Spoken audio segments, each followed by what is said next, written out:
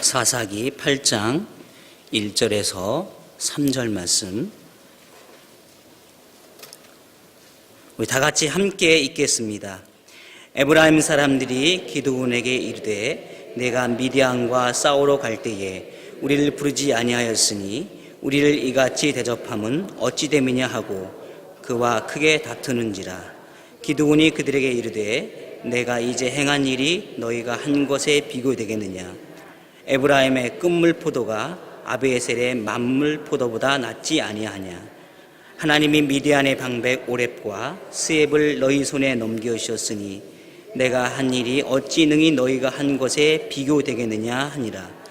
기드온이 이 말을 하매 그때에 그들의 노여움이 풀리니라. 아멘. 이 시간 담임 목사님 나오셔서 사사 기드온 5번째 시간입니다. 이 말씀 가지고 귀한 말씀 전해주시겠습니다.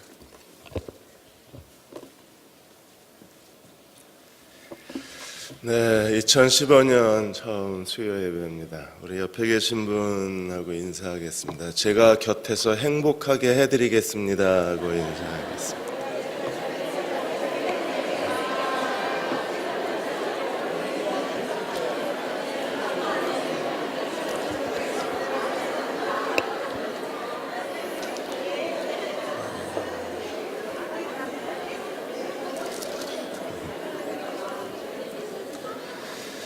네, 저도 수요 예배 오신 여러분들을 행복하게 해드리도록 노력을 많이 하겠습니다.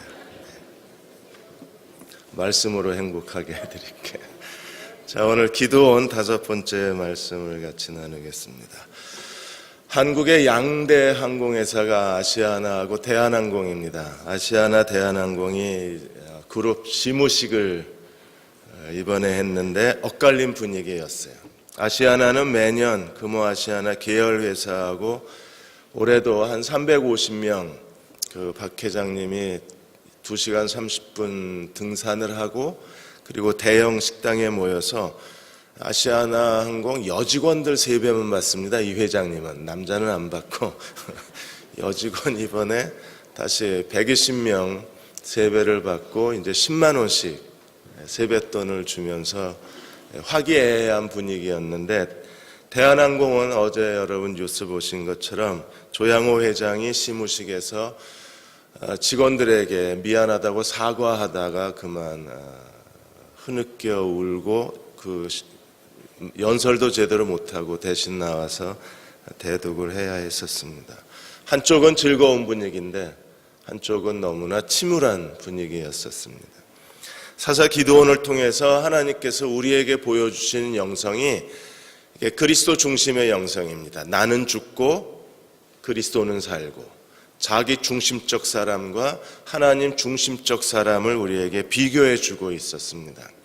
지난 그 새해 그 기도회 때 저희가 어떻게 기드온이 자기 중심적 사람이고 하나님 중심적 사람이었는가를 비교해서 설명을 해드렸는데 다시 그 재방송을 요청을 하셔서 다시 설명을 좀 드리고자 합니다.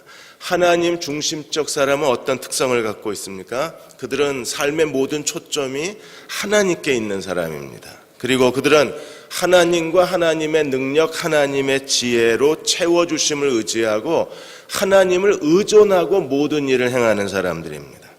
그리고 모든 일에 하나님이 하시는 일, 하나님의 역사에 모든 관심이 다 거기에 맞추어져 있고 하나님 앞에 자기를 낮출 줄 알아요. 제일 중요한 게 하나님 앞에 자기를 낮출 줄 안다는 게 참 중요합니다. 그 겸손함에 대해서. 그들은 자기를 부인할 줄 압니다. 그리고 하나님 나라와 그의 모든 의를 구할 수 있습니다. 그리고 언제나 자기의 영광보다는 하나님의 영광을 먼저 구하고 하나님의 관점에서 모든 걸 해석을 해요. 사람의 눈으로 보는 게 아니라 하나님의 눈으로 모든 사물을 판단하는 능력을 갖고 있는 사람들입니다. 자기중심적 사람은 어떤 사람들이었습니까? 모든 일에 초점이 항상 자기에게 맞추어져 있는 사람들이에요. 그들은 사람들 앞에 자기가 얼마나 대단한 사람인가를 보여주고 싶어 합니다. 자기 과시욕이 강한 사람들이고 모든 일에 자기를 신뢰하고 자기 능력에 맞춰서 모든 걸 판단하고 그리고 사람들 앞에 자기를 칭찬받는 거에 대해서 굉장히 민감한 사람이고 세상 방식으로 일을 합니다. 그리고 사람 관점에서 모든 환경을 판단하는 사람들이에요. 12명의 정통꾼이 40일 동안 가나안 땅을 점탐을 했는데 10명하고 2명으로 나뉘어졌죠. 여호수아 갈렙하고 10명의 지도자가 나뉘어졌습니다. 여호수아 갈렙은 어떤 사람들이었어요? 하나님 중심적 사람들. 그들은 거기에 아낙 자손 거인들의 후손을 보고 크고 견고한 성읍을 보고 철병거를 봤지만 그러나 그 철병거와 아낙 자손을 본 게 아니라 누구를 바라봤습니까? 하나님. 하나님이 우리를 기뻐하시며 우리가 능히 그 땅을 취하리라. 하나님 중심적 사람이었어요. 10명의 정탐꾼은요, 하나님은 안 보였어요. 그들에게 뭐만 보였습니까? 자기만 보여요. 우리는 메뚜기다. 저쪽은 거인이다. 그래서 우린 죽었다. 이 사람들은 어떤 사람들이에요? 자기중심적 사람. 그래서 기도원을 통해서 하나님이 자기중심적 사람이냐 하나님 중심적 사람이냐를 우리들에게 보여주고 있는 겁니다. 하나님께서 광야 세대를 통해서 출애굽 광야를 통해서 하나님이 출애굽 1세대의 사람들은 여호수아 갈렙을 제외하고 아무도 가나안에 못 들어가게 하셨어요. 왜? 광야에서 다 죽어야 돼요. 그리고 광야에서 태어난 사람들과 20세 이상의 사람, 20세 이상의 남자들만, 20세 이하의 남자들만, 발음이 안 되네. 20세 이하의 남자들만 가나안에 들어가는 허락을 받았습니다. 지난주에 신명기가 끝났고 이제 여호수아 복 있는 사람을 시작하고 있는데 신명기 34장에 보시면 모세가 120세에 죽었는데 하나님이 뭐라고 증언을 하고 계시냐면 신명기 34장 7절에 모세가 죽을 때에 나이 120세였으나 그의 눈이 흐리지 아니하였고 기력이 쇠하지 아니하였더라. 눈이 흐리지 않았어요. 기력이 쇠하지 않았습니다. 그런데 죽어야 됐습니다. 그러니까 늙어 죽은 게 아니라 이제 가나안 땅에 들어가야 되는데 하나님 뭐라고 그러셨어요? 아무도 못 들어가. 여호수아 갈렙을 제외하고. 그러니까 모세도 못 들어간 거예요. 아직 젊었는데 아직 늙어서 죽을 만한 나이가 아니었는데 하나님이 모세도 데려가 버리신 거예요. 그래서 모세 시체 못 찾았잖아요. 어디서 죽었는지도 알려지지 않고. 이런 것처럼 자기 중심적 자아는 광야에서 다 죽어야 돼요. 그리고 하나님 중심적 자아를 가지고 우리가 살아야 우리는 그리스도께서 우리에게 보여주신 대로 내가 거룩하니 너희도 말과 행실에 거룩한 자가 되라. 하나님 앞에 거룩한 자로 살 수가 있는 거예요. 그래서 에베소서 4장 22절 24절에 뭐라고 말씀하셨습니까? 너희는 유혹의 욕심을 따라 썩어져가는 구습을 좇는 옛사람을 벗어버리고 오직 너희의 심령이 새롭게 되어 하나님을 따라 의와 진리로 거룩함으로 지으심을 받은 새 사람을 입으라. 의의 진리의 거룩함으로 지으심을 받은 새 사람을 입으라. 그래서 옛 사람을 벗어버리고 새 사람을 입으라. 이게 그리스도인의 거룩에 대한 하나님의 명령이시잖아요. 그래서 우리는 사사기 7장에서 능력 면에서 자기 중심적 사람과 하나님 중심적 사람을 보았어요. 이제 8장에서는 인간관계 속에서 자기 중심적 사람과 하나님 중심적 사람을 비교하려고 합니다. 자기 중심적 사람은요, 하나님이 어떤 일을 맡기실 때 제일 먼저 나오는 반응이 뭐냐면 일단 거절합니다. 하나님이 뭘 시키면 거절해요. 왜? 자기가 이 일을 할 수 있을까를 제일 먼저 생각하기 때문에 거절을 해요. 그래서 기드온도 거절을 하고 모세도 거절을 하고. 그래서 하나님이 어떤 사명을 맡기시고 어떤 일을 맡기실 때 제일 먼저 일어나는 자기 중심적 사람들의 반응은 거절이라 그랬어요. 저는 훈련이 안 됐는데요. 이건 제 은사가 아닌데요. 이건 저 같은 사람이 할 일이 아닌데요. 이러고 일단은 거절부터 합니다. 그 다음에 자기중심적 사람들의 또 다른 특징이 뭐라 그랬습니까? 이거 아직 일주일도 안 됐거든요. 이 설교 들으신 지. 하나님 뜻이냐 내 뜻이냐 굉장히 혼란스러워해요. 자아가 깨진 사람들, 자기를 낮춘 사람들은 별로 그렇게 혼란을 못 느낍니다. 일시적으로 혼란을 느끼지만 자기 생각이 그렇게 많지가 않기 때문에 하나님의 뜻을 쉽게 분별을 해요. 근데 자아가 강한 사람들은 하나님의 뜻과 자기 뜻이 계속 충돌을 하기 때문에 굉장히 혼란을 느낍니다. 순종하면서도 혼란스러워해요. 그래서 반드시 이런 사람들은 뭐가 필요하다 그랬습니까? 환경과 말씀과 기도가 일치되는지 끊임없이 살펴야 된다 그랬어요. 잊어버리셨구나. 자기중심적 사람들의 또 다른 중요한 특징이 뭐라 그랬습니까? 자기가 할 수 있는 계획만 세워요. 그 계획 속에 하나님은 안 계세요. 그런데 믿음의 사람들은 내가 할 수 있는 일이 35%면 하나님이 하시는 일을 65%로 세워놓는다. 그래서 헨리 블랙가비 목사님이 그 밴쿠버 그 박람회를 계획하면서 그들이 가지고 있는 예산이 35%밖에 되지 않았는데 기도로 하나님께 모든 예산을 의탁하고 진행했을 때 하나님이 어떻게 하셨다 그랬어요? 그들이 세운 예산이 20만 불이었는데 하나님이 퍼부어 주신 건 26만 불을 퍼부어 주셨다고 제가 지난주에 그랬거든요. 소리 좀 높여주든지 모니터를 좀 주든지 그러세요. 자, 오늘은 8장에서 그러면 인간관계 속에서 자기중심의 사람, 하나님의 중심 사람을 한번 대조해 보겠습니다. 8장 1절에서 3절까지 제일 먼저 에브라임 지파. 이 에브라임 지파는요, 12지파 가운데 아주 갑질로 유명한 사람이 에브라임 지파입니다. 그냥 성경에 나올 때마다 갑질을 해요. 여호수아 17장에서도 갑질을 합니다. 여호수아에게 가서 뭐라 그랬어요? 야, 우리가 이렇게 큰 지파인데 왜 우리한테 요거밖에 안 줘? 이러고 소리 지른 사람이 에브라임 므낫세 지파, 요셉 지파 사람들입니다. 자, 오늘도 기드온과 더불어 미디안 연합군과 큰 전쟁이 일어나고 하나님이 큰 승리를 주셨는데 에브라임 지파 사람들이 뭐라 그랬습니까? 1절에 보시면 에브라임 사람들이 기드온에게 이르되 네가 미디안과 싸우러 갈 때에 우리를 부리지 아니하였으니 우리를 이같이 대접하면 어쩌미뇨. 자기중심적 사람들의 가장 민감한 부분이 뭐예요? 왜 나를 이렇게 대접해? 사람들이 자기를 인정해 주지 않는 것에 대해서 극도의 분노를 일으키는 사람들입니다. 실제로 안 불렀죠? 안 부르기는. 우리가 6장 35절에 가시면 제일 먼저 기드온이 사람들을 보낸 지파가 어느 지파였어요? 6장 35절에 보시면 기드온이 사자들을 온 므낫세로 두루 보내고 그들을 모여서 그들을 따르고 또 사자들을 아셀, 수불론, 납달리로 보냈어요. 그러니까 처음에 에브라임은 포함이 안 됐습니다. 사실은. 그렇죠?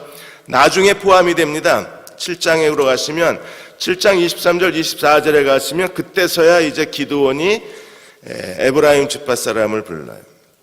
23절에 보시면 이스라엘 사람들은 납달리, 아셀, 온 므낫세로부터 부르심을 받고 미디안을 추격하였더라. 24절 기드온이 사자들을 보내어 에브라임 온 산지로 두루 다니게 하여 이르기를 내려와서 미디안을 치고 그들을 앞질러 벳바라와 요단강 이르는 수로를 점령하라 하며 이에 에브라임 사람들이 다 모여 벳바라와 요단강 이르는 수로를 점령하고 가장 중요한 큰 전쟁의 공을 세웠죠. 에브라임 지파가 25절에 미디안의 두 방백 오렙과 스엡을 사로잡아 오렙은 오렙바위에서 죽이고 스엡은 스엡 포도주 틀에서 죽이고 미디안을 추격하였고 두 사람 그 미디안 장군의 두 장수의 머리를 기드온에게 가져오면서 소리를 지르는 겁니다. 우리같이 대단한 군대를, 우리같이 뛰어난 군사력을 가진 우리 지파를, 에브라임 지파를 왜 부르지 않았느냐는 거예요. 왜? 두 장수의 머리를 들고 왔거든요. 우리 가운데 어떤 사람들은 정말 에브라임 지파 같은 사람들이 있습니다. 그들은 사람들에게 계속 다퉈요. 뭐 때문에 다툽니까? 왜 날 이렇게 대접하냐는 거예요. 에브라임 지파가 우리를 이렇게 대접하면 어쩌미뇨라고 대답했을 때 기드온이 어떻게 대답을 했습니까? 2절과 3절에 보시면 기드온이 굉장히 지혜롭고 겸손하게 대답을 합니다. 2절에 기드온이 이르되 내가 이제 행한 일이 너희가 행한 것과 비교가 되겠느냐. 여러분, 비교가 되겠습니까? 하나님이 세우신 사람은 누구예요? 기드온입니다. 모든 지휘권이 누구에게 있어요? 기드온에게 있습니다. 근데 에브라임이 그들에게 가서 왜 우리를 이렇게 하느냐고 소리 지를 수 있어요? 기드온은 지금 누구를 따라서 움직이고 있습니까? 성령을 따라서 움직이고 있는 거예요. 그러면 에브라임 사람들이 기드온에 가서 너 왜 그래? 이런 건 누구에게 항의하는 거예요? 지금 성령께 하는 거예요. 왜? 기도는 철저하게 성령의 인도하심과 지시를 따라서 움직이는 거잖아요. 그런데 그런 기도원에 대해서 우리를 이같이 대접하면 어쩌느냐고 소리를 지르면 그건 하나님의 결정, 하나님의 지시, 하나님의 계획을 무시하는 행동이잖아요. 그런데 기도원은요 굉장히 지혜롭고 겸손합니다. 내가 이제 행한 일이 네가 행한 일하고 어찌 비교가 되겠느냐. 2절에 뭐라 그랬어요? 에브라임이 찌꺼기 포도가 아비에셀의 만물포다. 우리 지파의 제일 좋은 포도가 너희 지파의 제일 찌꺼기 포도보다 못하다고 대답을 하는 거예요. 그리고 다시 한번 비교가 되겠느냐 이러고 3절에 다시 얘기를 합니다. 하나님이 미디안 방백 오렙과 스앱을 너희 손에 넘겨주셨으니 내가 한 일이 어찌 너희가 한 일과 비교가 되겠느냐. 너희가 제일 큰 공로 세웠잖아. 오렙과 스앱이 너희가 죽인 거잖아. 지금 너희가 그 두 장수의 머리를 손에 들고 있잖아. 내가 한 일이 어떻게 네가 한 일하고 비교가 돼. 2번이나. 그러자 에브라임 사람들이 어떻게 반응을 했습니까? 기드온이 이 말을 하며 그때 그들의 노여움이 풀리더라. 이게 외형주의자들의 공통적인 특징입니다. 이번에 강남에 330평방미터짜리 대형 펜트하우스, 이게 월 1천만 원입니다. 월세가 1,000만 원짜리 이 대형 펜트하우스에 사시면서 그 다음에 수억 원짜리 벤틀리 승용차를 리스해가지고 타고 다니시는 50대 강남에 2천억 대의 사업가가 사기를 치셨어요. 빈털털이었습니다. 겉만 이렇게 1천만 원짜리 월세에 사시고 그 다음에 벤틀리 최고급 승용차를 몰고 다니시면서 자기가 의료사업가인데 지금 재고 의류를 미국이나 유럽 같은 데 팔면 2배의 수익을 올릴 수 있다고 사기를 치셨어요. 그래서 거기에 뭐 세무사, 뭐 사업하는 사람들이 다 거기 그 사기에 빠져서 송금을 한 돈이 38억을 송금을 했습니다. 나중에 열어보니까 빈털털이 사기꾼 여자였었어요. 그러니까 외모에 다 속은 겁니다. 그러니까 외형, 인간의 외형에 대접, 이건 외형이잖아요. 왜 날 이렇게 대접해? 이건 뭐예요? 외모주의 성향이잖아요. 그러니까 에브라임 지파는 우리는 요셉 지파다, 큰 지파다 이렇게 해서 자기네들이 큰 지파라는 사실을 자꾸 강조하고 그걸 인정받으려고 그러는 그런 성향이 강했어요. 그래서 사사기에 한 번도 에브라임 지파가 사사를 건드립니다. 나중에 입다를 건드렸다가 입다를 잘못 건드려서 에브라임 지파가 몰살을 당해요. 기드온은 그들의 비위를 맞춰주고 겸손하게 물러났는데 입다는 비위 안 맞춰요.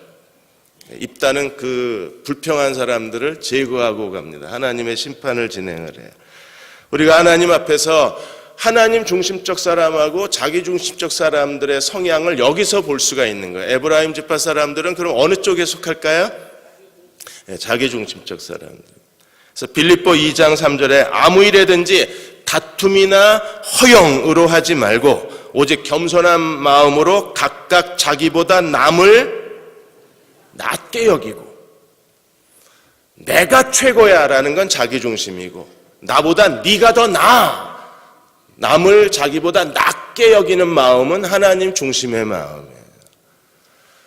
옆 사람하고 이렇게 인사하고 가겠습니다. 당신이 나보다 나아. 더 좋은 사람이야.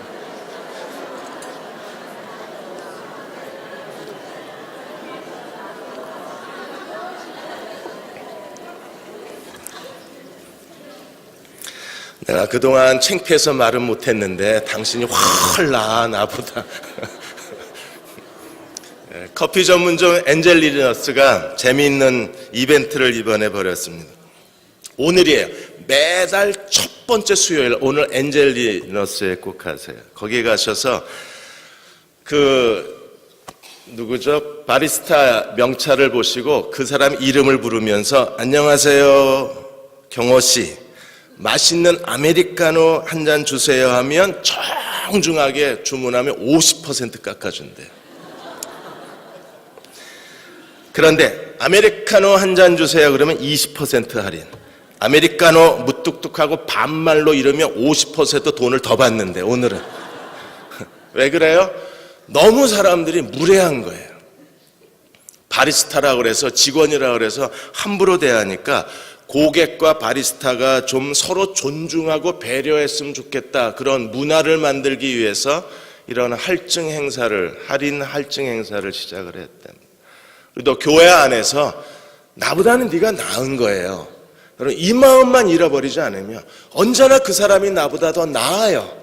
그 마음만 잃어버리지 않으면, 기도는 그게 지금 막 추격을 벌이고 있고 하나님 거룩한 전쟁을 수행 중인데 와가지고 시비를 거는 거잖아요. 지금 빨리 추격해야 되는데 시간을 빼앗고 있고 추격전을 방해하고 있고, 그런데 너무나 정중하게 내가 한 일이 당신하고 한 일이 어떻게 비교를 하겠냐고, 당신이 훨씬 더 중요한 일을 했다고 상대방을 인정해주고 가니까 에브라임 지파가 노여움이 풀렸대잖아요. 그게 성령의 사람들입니다. 두 번째로 4절에서 9절까지 보시면 숫꽃과 분우엘 사람들의 그들의 자기 중심적 태도가 나와요. 이스라엘 골짜기로부터 요단 나루터까지 기드온은요 쉬지 않고 추격전을 벌인 겁니다. 이 사람들은 정말 헌신적인 사람들이고 충성된 사람들이에요. 그들은 끝까지 이 미디안 연합군의 패잔병들, 도망치는 사람들을 끝까지 추격을 해서 지금 어디까지 추격을 해왔느냐 하면 숫꽃과 분우엘까지 추격을 해온 거예요. 그래서 숫꽃에 이르게 됩니다. 그래서 이 4절에 보시면 기드온과 그와 함께 앉아 300명이 요단강에 이르러 건너고 비록 피곤하지만 추격하여, 그러니까 끝까지 하나님께 충성하는 거예요. 이런 사람들은 어떤 사람이에요? 하나님 중심적 사람이에요. 하나님 중심적 사람들은 하나님이 한번 맡겨주신 이 상황, 그 사명에 대해서는 자기가 모든 걸 에너지를 다 쏟고 피곤하고 지치고 주저앉아도 그 사명을 끝까지 완성해내는 사람들, 이런 사람들을 우리가 충성되다고 얘기하는 거예요. 대흥교회 여러분들은 그 충성됨 때문에 오늘까지 여기에 하나님 앞에 지금 서 계시고, 하나님은 여러분의 그 충성됨을 알고 계시고 반드시 보답해 주실 것이라고 믿습니다. 하나님은 충성된 사람을 빈손으로 돌려보내신 적이 없어요.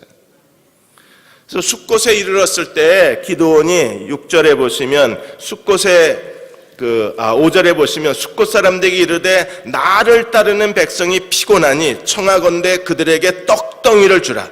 나는 미디안 왕 세바와 살문나 뒤를 추격하고 있노라.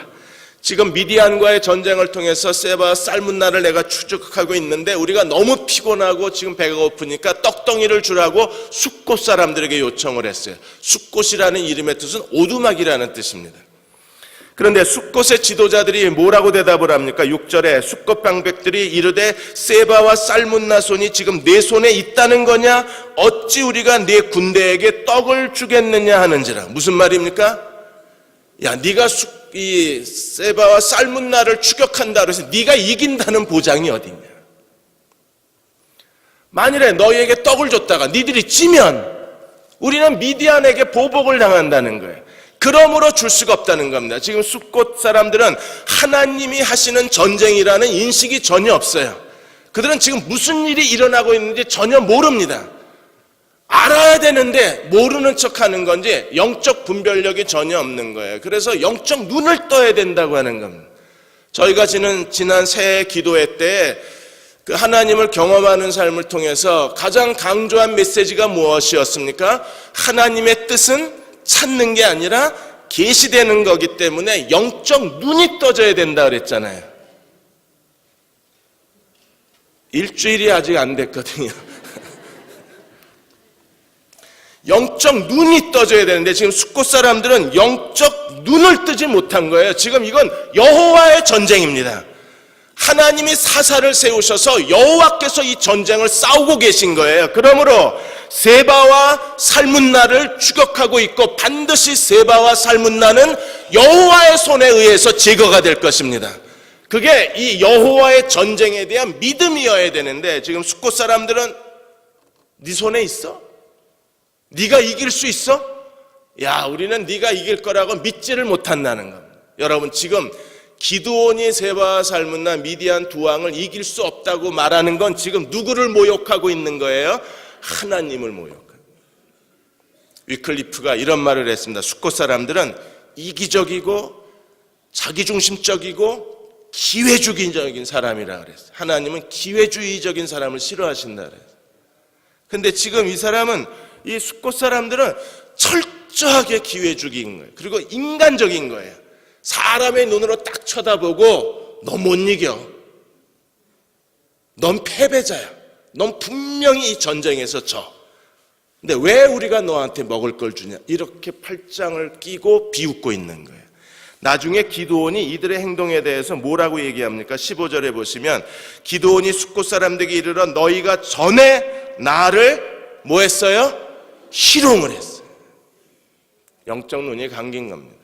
우찌무라 간조가 이런 말을 했습니다. 하나님의 저주가 뭐 재산을 잃어버리고 자동차 사고가 나고 건물이 무너지고 그렇게 물질적인 것만으로 올 거라고 생각하지 말라 그랬어요. 우찌무라 간조는 하나님이 저주하실 때 가장 무서운 저주가 뭐냐면 하나님을 믿지 못하는 불신앙, 말씀이 귀에 들어오지 않는 막힌 귀, 하나님이 행한 일에 대해서 감사할 줄 모르는 닫혀진 마음, 이게 저주 중에 저주라 그랬어요.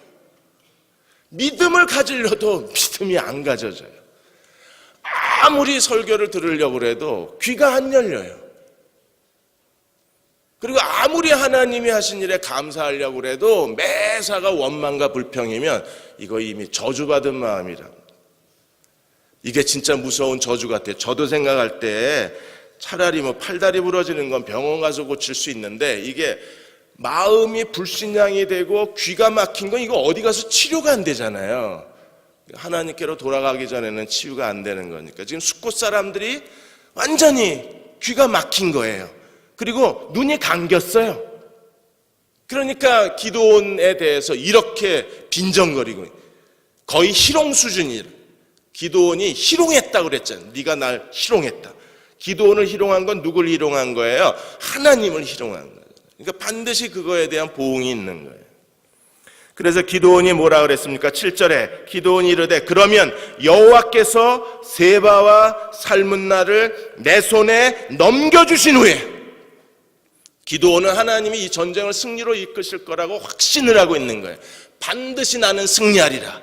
그 후에 내가 들가시와 찔레로 너희의 살을 찢어버릴 것이라. 반드시 너희가 하나님을 비웃은 것에 대한 보응을 받을 것이다. 하나님을 희롱한 것에 대한 대가를 치르게 될 것이라고 선언하는 거예요. 여러분, 하나님 중심적 사람이 사람 중심의 사람이 자기 중심의 사람이 그냥 자기 중심으로 끝나는 게 아니라 반드시 거기에 뭐가 있습니까? 하나님의 보응이 있는 거예요. 왜? 사람은 심는 대로 거둬야 되니까.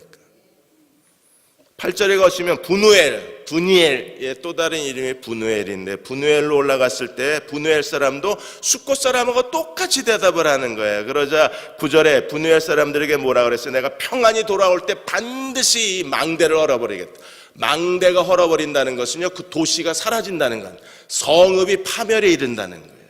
그래서 숫곳과 분우엘, 하나님을 비웃고 기드온을 희롱하고 비웃고 하나님의 하시는 일에 대해서 눈을 감아버리고 하나님이 하신 일을 인정하지 않았던 숫곳과 분우엘에 대해서 결국에 하나님이 세바와 살문나를 체포하시고 승리하신 다음에 기드온에 의해서 이 두 개의 마을이 하나님의 심판을 받게 돼요.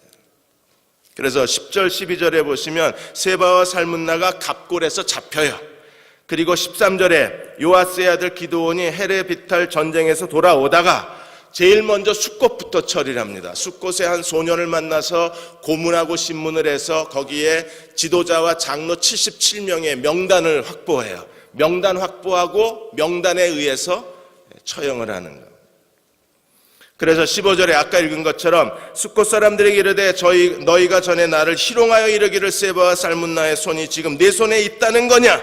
어찌 우리가 내 피곤한 사람들에게 떡을 주겠느냐 한 그 세바와 살문나를 여기 내가 갖고 왔다. 그리고 말하기를 성읍 장로들 77명을 붙잡아서 들가시와 찔레로 숫곳 사람들에게 하나님의 징계를 대신해서 행합니다. 그리고 분우엘 사람도 어떻게 했어요? 17절에 보시면 분우엘 망대를 헐며 성읍 사람들을 죽이니라. 그래서 하나님께 함부로 대하고 하나님께 건방지게 하고 하나님을 비난하고 모욕했던 사람들을 기드온이 나중에 전쟁 이후에 하나님께서 그들을 처형하시고 심판하시고 징계하시게 되는. 그러므로 우리가 어떤 사람이 되어야 합니까? 우리가 하나님의 말씀대로 하나님께 내가 거룩하니 너희도 거룩하라고 말씀하신 것처럼 말과 행실에 거룩한 자가 되고 하나님이 하시는 일을 존중하고 하나님의 말씀대로 순종하고 하나님을 사랑할 줄 아는 그리스도의 종들이 되어야 되는 거예요. 며느리의 사랑장을 한번 읽어드리겠습니다. 고린도전서 13장 며느리 버전입니다. 이렇게 사랑하셔야 이게 하나님 사랑입니다. 내가 시어머니에게 애교 있는 말로 안부 전화를 할지라도 내게 사랑이 없으면 울리는 꽹과리가 됩니다. 내가 세상의 지혜와 지식으로 교회의 집사가 됐을지라도 시어머니에 대한 사랑이 없으면 나는 아무것도 아닙니다. 내가 내게 있는 재물로 시어머니에게 용돈을 드려도 그 속에 사랑이 없으면 아무 유익이 없습니다. 아시는 거구나. 사랑은 시어머니가 무리한 요구를 할지라도 참고 시어머니가 심한 말을 할지라도 온유하며 남편이 시어머니 앞에서 재롱을 부려도 질투하지 않습니다. 사랑은 시어머니 앞에서 교만하지 않으며 시어머니가 무례히 시어머니에게 무례히 행치 아니하고 내가 며느리가 아니어서 이게 잘 안 읽어져. 사위 버전은 없나? 시어머니에게 무례히 행치 아니합니다. 사랑은 화가 목구멍까지 치밀어 올지라도 참으며 가사가 힘겨울지라도 끝까지 견디며. 며느리 여러분 잘하세요. 왜 우리가 그래야 돼요? 하나님 중심의 사람은 하나님의 말씀대로 순종해요. 사랑은 온 율법의 완성이기 때문에 하나님 중심의 사람은 철저하게 하나님을 사랑하고 마음과 힘과 목숨을 다해서 하나님을 사랑할 줄 알고 내 이웃을 내 몸과 같이 사랑할 줄 아는데 내 이웃 중에 가장 가까운 이웃은 누구예요? 가족이잖아요. 그래서 우리가 가장 가까이 있는 사람부터 사랑하고 존중하고 하나님의 말씀대로 그들을 인정하고 가는 사람들이 하나님을 인정하는 사람이 될 수 있는 거예요. 세 번째로 오늘 18절에서 21절까지 보시면 세바와 살문나에 대한 하나님의 보복이 나와요. 세바와 살문나를 체포한 다음에 기드온이 묻습니다. 18절에 이에 그가 세바와 살문나에게 말하되 너희가 다볼에서 죽인 자들은 어떠한 사람이더냐. 아마 7장 1절에 이스라엘 골짜기에 이 미디안 연합군이 진쳤을 때 기드온이 군대를 준비하고 이들이 미디안 연합군이 그 이스라엘 골짜기에 진쳤을 때 그 당시에 일어났던 일로 저희가 추정을 해요. 그들이 이스라엘 골짜기에 진을 치고 나서 아마 사람들을 죽였는데 기드온의 형제들을 죽인 걸로 추정을 합니다. 왜냐하면 기드온 군대가 모여 있으니까 기드온의 가족들을 붙잡아서 몰살시킨 것으로 저희가 짐작을 하는 거예요. 그래서 17절에 너희가 다볼에서 죽인 사람이 어떤 사람이더냐 하니 대답하되 그들이 너와 같아서 하나같이 왕자의 모습과 같더라. 아마 기드온은 굉장히 귀족 집안의 출신이었고 부자 집안이었을 걸로 저희가 이미 한번 살펴보았습니다. 왜냐하면 그가 하나님 앞에 드린 제물의 양이 일반 평범한 사람이 드릴 수 없는 제물을 드린 거잖아요. 둘째 숫소, 가장 비싼 숫소하고 염소탕을 하나님께 드렸으니까 그 당시에 7년 미디안의 약탈 가운데 다른 사람들은 먹을 걸 걱정해야 되는 그 굶주림 시대 가운데 기드온은요 정말 먹을 게 많았으니까 아마 부유한 집안, 귀족의 집안, 사회주의가 높았을 걸로 우리가 짐작을 하는데 실제로 그 사실이 확인이 되는 거예요. 너와 같아서 하나님의 하나같이 왕자들의 모습을 닮았다. 그러자 19절에 기드온이 뭐라 그랬습니까? 그들은 내 형제들이며 내 어머니의 아들들이라. 여호와께서 살아계심을 두고 맹세하노니 너희가 만일 그들을 살렸더라면 나도 너희를 죽이지 아니었으리라 하고 마다들 베델에게 이 여달에게 죽이라고 그랬는데 마다들이 못 죽이니까 결국에 기드온이 처형을 합니다. 여기서 우리에게 또 하나 중요한 걸 가르쳐주고 있습니다. 그들은요 철저하게 사람 중심의 생각을 가지고 그들은 이 전쟁에서 이기기 위해서 기드온이 적장의 최고 지도자니까 기드온의 가문을 몰살시키면서 그들은 전쟁에 이기려고 하는 인간적 계략을 세운 거예요. 기드온은요 철저하게 하나님을 의지하고 하나님과 함께 이 전쟁을 승리로 이끌어갔습니다. 그리고 결국에 그들이 행한 거에 대해서 정당한 보응을 받는 거예요. 우리가 하나님 앞에서 가장 무서운 게 무엇입니까? 우리가 심는 대로 하나님은 그대로 거두게 하신다는 게 제일 무섭잖아요. 만일에 우리가 육신에게 심으면 육신에게 썩어질 것을 거두고 우리가 성령에 심으면 성령으로부터 영생을 거둘 거라고 말씀을 하셨습니다. 사랑하는 여러분, 결국에 우리가 하나님께 드리는 모든 행동과 사는 모습과 헌신과 하나님께 드리는 우리 하루하루의 삶이 전부 심는 거예요. 끝날에 우리는 그것을 거두게 되는 거예요. 우리가 모든 일이 지금 산다는 것 자체는 씨앗을 뿌리는 것과 같아요. 하루하루 살았다는 건 오늘 하루 내가 씨앗을 뿌린 겁니다. 어디에 씨앗을 뿌렸느냐가 중요한 거예요. 우리가 육신에게 씨앗을 뿌렸는가 아니면 성령께 씨앗을 뿌렸는가.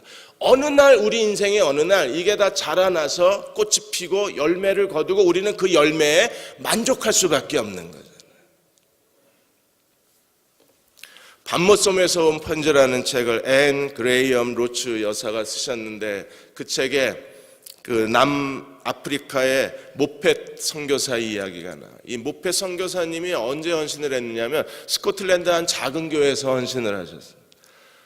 그런데 그 스코틀랜드 작은 교회에서 나이든 목사님 한 분이 목회를 하고 계셨는데 젊은 교회 운영위원들이 생각할 때 이 목사가 열매가 없는 거예요. 뭐 회심자도 별로 없고 교회가 성장한 것도 아니고 그리고 교회가 부흥하는 것도 아니고 그러자 교회 운영위원회에서 사역을 평가하기를 열매가 없으니까 나이가 들어서 미안하긴 하지만 이 목사를 사임시키자고 결론을 내린 거예요. 기억에 남는 교인들이 뭐 설교에 은혜를 받은 적도 없고 뭐 새로 침례받은 사람의 숫자도 적고 새로 회심한 사람도 없고 그래서 사임이 결정될 무렵에 어느 예배 시간에 그때 선교에 대해서 얘기를 하고 이제 목사님이 선교에 대해서 헌신할 사람들을 요구하고 선교 헌금에 대해서 권면을 했는데 헌금 바구니가 도른 거예요. 그날 헌금은 이제 선교사에게 주는 헌금입니다. 그런데 그 헌금 바구니에 여러분 너무나 잘 아는 것처럼 어느 한 아이가 헌금 바구니를 잡고 땅바닥에 놓고 땅바닥에 앉아버렸어요. 그것 때문에 다 끝났습니다. 정확하게 마지막 예화입니다. 그것 때문에 예배가 소란스러워진 거예요. 왜? 웬 꼬마아이가 헌금 바구니를 빼앗아 가지고 통로에 놓고 헌금 바구니 위에 앉았으니까 이게 애가 장난치는 것밖에 더 보여요. 그래서 막 어른들이 야단을 치고 목사님은 내려와서 너 왜 그러냐 그랬더니 이 아이가 울면서 뭐라 그랬습니까?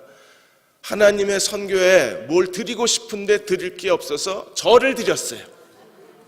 하나님 저를 받아주실 거예요. 목사님 하나님이 저 받아주실 거죠? 그래서 목사님이 이 아이를 끌어안고 기도해 주셨대잖아요. 그럼 당연히 널 받으시지. 그 아이가 남아프리카 선교의 문을 열었던 모펫 선교사입니다.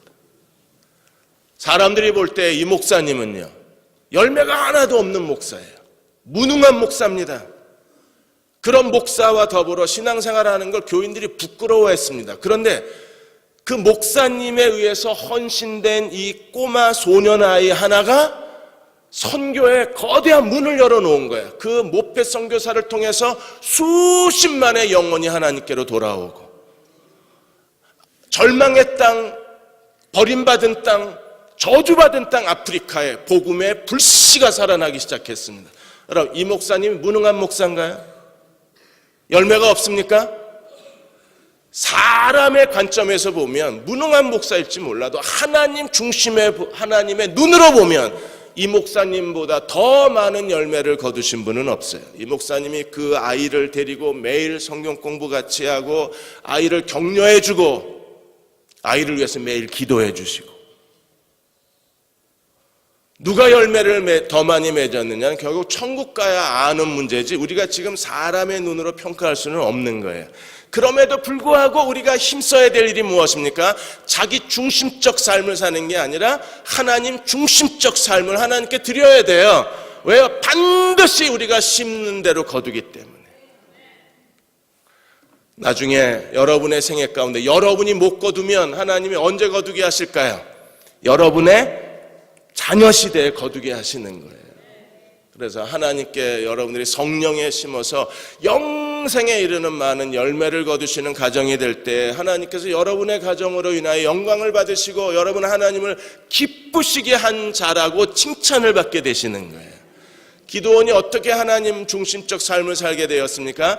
제일 먼저 두 개의 제단이 있었죠. 여호와 샬롬과 그 다음에 바알 제단을 무너뜨리고 여호와 제단을 세웠어요. 두 개의 제단에, 여러분 제단이 되려면 반드시 뭐가 있어야 돼요? 제물이 있어야 제단이 되는 거예요. 그래서 첫 번째 여호와 샬롬 제단에는 염소와 무교병, 그 다음에 두 번째 여호와 제단에는 7년 된 숫소, 가장 제일 비싼 숫소를 하나님 앞에 드린 거예요. 그래서 두 개의 제단을 통해서 기드온이 하나님 앞에 나아가고, 그 다음에 두 번에 걸친 하나님의 제거가 있었어요. 기드온의 두려움과 의심을 제거해 주시기 위해서 하나님이 두 번에 걸친 작업을 하셨습니다. 양털과 보리떡. 기억나시죠? 그래서 양털을 이슬을 젖게 하고 그 다음에 타작마당에 이슬 젖게 하시면서 하나님이 내가 너와 함께 하느니라. 내가 너를 통하여 이스라엘을 미디안 손에서 건져내리라. 하나님이 하실 일에 대한 확신을 하나님께서 양털로 주시고, 그 다음에 전쟁 무렵에 기드온이 그래도 두려움에 빠지자 하나님이 어떻게 하셨어요? 미디안 군대의 보리떡 꿈을 통해서 하나님이 내가 너와 함께 할 거야. 너를 통해서 이 민족을 구원해낼 거라고 하나님이 다시 한번 확신을 주신 게 두 개의 하나님의 증거가 있었어요. 그 다음에 하나님이 백성이 아직도 많다고 32,000명의 군대를 하나님이 두 번이나 덜어내셨습니다. 첫 번째 두려운 사람 집에 가. 그래서 22,000명이 휙 가버렸어요. KTX 타고 돌아가 버렸습니다. 그 다음에 두 번째로 물 떠먹는 모습을 보고 손에 물을 떠서 개처럼 핥아먹는 사람만 데리고 가. 그래서 9,700명이 2차 테스트에서 낙방했어요. 면접 시험을 통과하지 못하고, 그래서 300명만 마지막 테스트를 통과하고 기드온과 300명이 된 거예요. 하나님이 두 번의 제거 작업을 통해서 기드온과 300명을 데리고 하나님은 놀라운 승리를 거두셨는데, 어떻게 승리를 거두셨습니까? 한 손엔 횃불을 들고 한 손엔 나팔을 들고, 항아리는 이미 깨졌고 한 손엔 횃불 한 손엔 나팔, 이걸 가지고 하나님께서는 13만 5천 미디안과의 전쟁에서 놀라운 승리를 거두게 하신 거예요.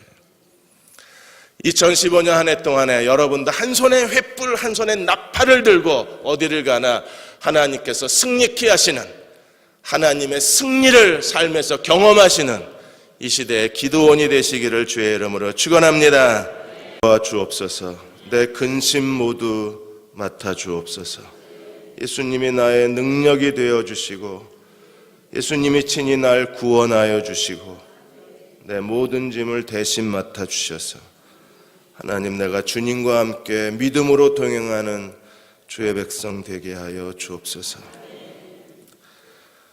2015년은 나 중심이 아니라 하나님 중심으로 살겠습니다. 여호수아처럼 결단하겠습니다. 나와 내 집은 오직 여호와만을 섬기겠노라. 하나님, 그렇게 또 한 해를 주의 손에 거룩한 제물로 바치는 하나님의 종들이 되게 하여 주옵소서.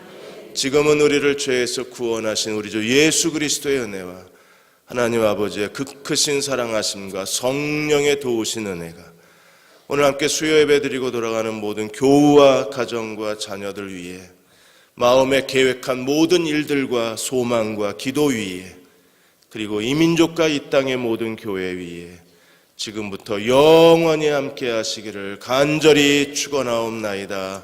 아멘.